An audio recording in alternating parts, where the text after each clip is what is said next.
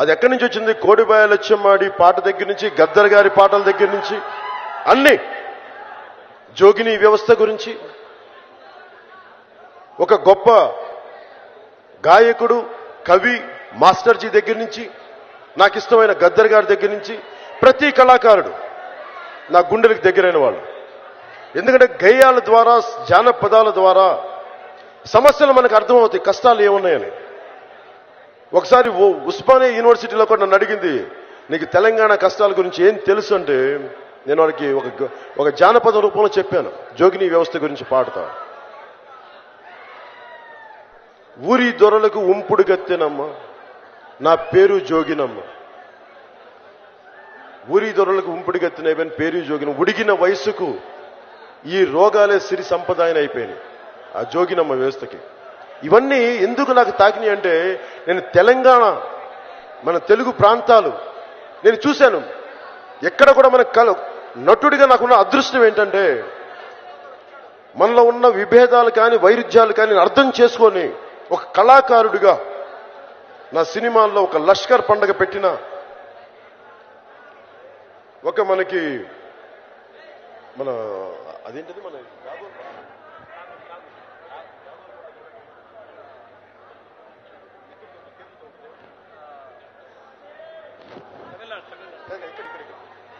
అలాగే అంటే ఇవన్నీ ఎందుకు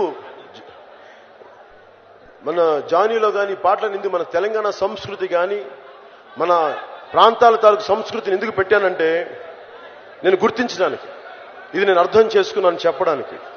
సినిమాలను నేను ఏ రోజున సమాజ వికాసానికి ఎంతో కొంత ఒక మంచి మెసేజ్ చెప్దామని సినిమాలు చేశాను. కానీ ఒకసారి ఫ్లాప్ వచ్చినా కానీ ఎందుకు చేశానంటే, అది రైట్ అని కాబట్టి.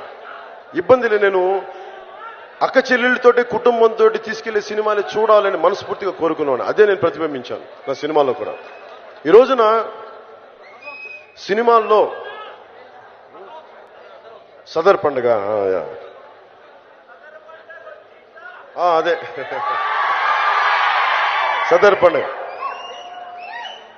అంటే ఇవన్నీ ఎందుకు పెట్టానంటే, మనకి కళాకారుడు అనేవాడు కల్చరల్ బ్రిడ్జ్.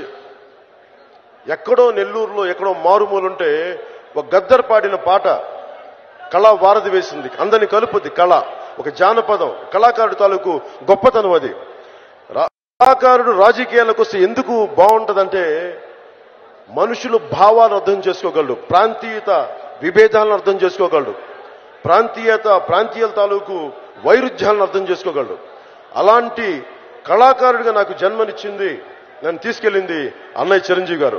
అందుకనే ఈ రోజున ఇంత సంపూర్ణంగా అర్థం చేసుకోవడానికి, దారిలో నడవడానికి దోహదపడింది, నన్ను కళాకారుడికి ఒక యాక్టర్గా పెట్టింది అన్నయ్య చిరంజీవి గారు. ఆ చిరంజీవి గారికి మనస్ఫూర్తిగా రెండు చేతులతోటి మీ అందరి తరపున, మీ అందరి మనస్ఫూర్తిగా వారికి నమస్కరిస్తున్నాను. ఏంటండి, వీడియో నచ్చిందా? అయితే ఓ లైక్ వేసుకోండి, లేదంటే ఓ కామెంట్ చేయండి. ఎప్పటికప్పుడు మా వీడియోస్ చూడాలంటే సబ్స్క్రైబ్ చేసుకోండి.